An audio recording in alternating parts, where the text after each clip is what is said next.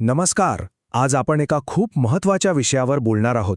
हवामान बदल म्हणजे क्लायमेट चेंज. पण हा फक्त पर्यावरणाचा विषय नाहीये. तो आता आपल्या आरोग्याचा म्हणजे थेट मानवी आरोग्याचा प्रश्न बनला आहे. आणि तो कसा हेच आज आपण समजून घेणार आहोत. म्हणजे बघा, जेव्हा हवामान बदलावर चर्चा होते तेव्हा आपल्या डोळ्यासमोर काय येतं? बहुतेकदा ध्रुवीय अस्वले किंवा वितळणारे बर्फाचे डोंगर. पण आज आपण ज्या माहितीच्या आधारे बोलतोय ती एक वेगळीच आणि अधिक जवळची गोष्ट सांगते. ती गोष्ट आपल्या स्वतःच्या शरीराशी जोडलेली आहे. आणि ह्या सगळ्याची सुरुवात होते एका अशा गोष्टीने जी आपण सगळीच अनुभवतोय. ती म्हणजे वाढती उष्णता. जगभरात तापमान वाढतंय आणि त्यामुळे उष्णतेच्या लाटा म्हणजे हीट वेव्हज, त्यांचं प्रमाण आणि त्यांची तीव्रता दोन्हीही वाढतंय. तर मग चला याच पहिल्या आणि थेट धोक्याबद्दल जरा सविस्तर बोलूया. ही जी वाढती उष्णता आहे ती आपल्या आरोग्यासाठी नेमका काय धोका निर्माण करते? एक गोष्ट लक्षात घ्यायला हवी की या तीव्र उष्णतेचा फटका सगळ्यांना सारखा बसत नाही.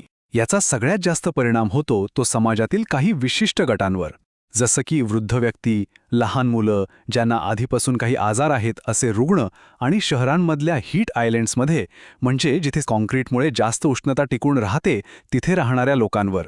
आणि यामुळे उष्माघात आणि हीटस्ट्रोकसारख्या गंभीर समस्या निर्माण होतात. पण वाढत्या तापमानाचा परिणाम फक्त आपल्या त्वचेपुरता किंवा शरीरापुरता मर्यादित नाही, तो त्याही पुढे जातो.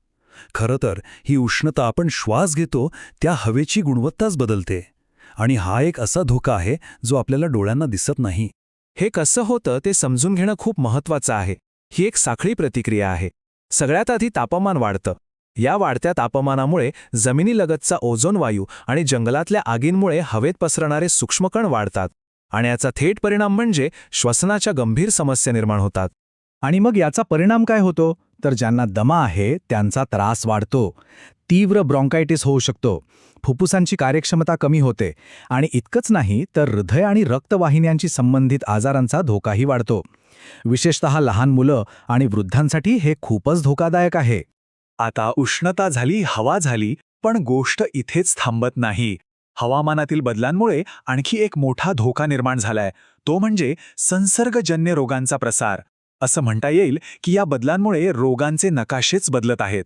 म्हणजे बघा, यातला महत्त्वाचा मुद्दा काय आहे तर जे प्रदेश पूर्वी काही विशिष्ट रोगांसाठी सुरक्षित मानले जायचे कारण तिथलं हवामान त्या रोगजंतूंसाठी किंवा त्यांच्या वाहकांसाठी अनुकूल नव्हतं, तेच प्रदेश आता नवीन धोकादायक क्षेत्र म्हणजे हॉटस्पॉट बनत आहेत. कारण उष्ण आणि दमट हवामानामुळे डास आणि गोचिडांसारखे रोगवाहक आता नवीन ठिकाणी सहज वाढू शकतात. आणि त्यामुळे काय होतंय, डेंग्यू, मलेरिया, झिका आणि लाईम रोगासारखे आजार आता नवीन भागांमध्ये पसरत आहेत. याचा सरळ अर्थ असा की लाखो लोक आता अशा आजारांच्या धोक्यात आले आहेत ज्यांना सामोरं जाण्यासाठी तिथली स्थानिक आरोग्य व्यवस्था कदाचित तयारीही नसेल. चला आता पुढच्या मुद्द्याकडे वळूया. हा एक असा परिणाम आहे जो आपल्या आरोग्याच्या अगदी मुळावरच घाला घालतो. तो म्हणजे सुरक्षित अन्न आणि पाण्याची उपलब्धता. हवामान बदलामुळे हवामानाची दोन टोकं गाठली जात आहेत. म्हणजे एकीकडे पूर आणि अतिवृष्टीसारख्या घटना वाढल्या आहेत. यामुळे काय होतं तर पिण्याच्या पाण्याचे स्रोत धोकादायक रोगजंतूंनी दूषित होतात. आणि मग दुसरीकडे काय आहे तर दुष्काळ. दुष्काळामुळे पिकांचं मोठं नुकसान होतं, अन्नटंचाई निर्माण होते. म्हणजे बघा, एकाच वेळी कॉलरासारखे जलजन्य आजार आणि कुपोषण असं दुहेरी संकट उभं राहतं. आतापर्यंत आपण जे काही बोललो ते सगळे झाले शारीरिक परिणाम. पण एक असाही परिणाम आहे ज्याकडे आपलं सहसा लक्ष जात नाही. तो म्हणजे आपल्या मानसिक आरोग्यावर होणारा परिणाम. विचार करा, जेव्हा चक्रीवादळ, पूर किंवा वणव्यासारखी एखादी नैसर्गिक आपत्ती येते तेव्हा काय होतं? लोकांची घरं उद्ध्वस्त होतात, त्यांना आपली जागा सोडून दुसरीकडे जावं लागतं, त्यांची रोजीरोटी जाते. या सगळ्याचा माणसांवर किती मोठा मानसिक आघात होत असेल? आणि हा आघात तात्पुरता नसतो. सततची ही अनिश्चितता, हे नुकसान, यातून एक प्रचंड भावनिक आणि मानसिक ओझं तयार होतं. आणि यामुळे चिंता, नैराश्य म्हणजेच डिप्रेशन आणि पोस्ट ट्रॉमॅटिक स्ट्रेस डिसऑर्डर म्हणजे PTSD सारख्या मानसिक समस्या वाढताना दिसतात. तर जेव्हा आपण हे सगळे मुद्दे एकत्र जोडून बघतो, म्हणजे उष्माघातापासून ते श्वसनाच्या आजारांपर्यंत आणि पसरणाऱ्या रोगांपासून ते मानसिक तणावापर्यंत, तेव्हा एक पूर्णपणे वेगळं आणि मोठं चित्र आपल्यासमोर उभं राहतं. या काही वेगवेगळ्या सुट्या समस्या नाहीयेत. आणि हेच या सगळ्या चर्चेचं सार आहे. आपण ज्या गोष्टीला आत्तापर्यंत फक्त एक पर्यावरणाची समस्या म्हणून बघत आलो आहोत ती खरं तर त्याहून खूप मोठी गोष्ट आहे. ती आहे एक सार्वजनिक आरोग्य आणीबाणी, कारण तिचा थेट संबंध आपल्या म्हणजे माणसांच्या आरोग्याशी आहे.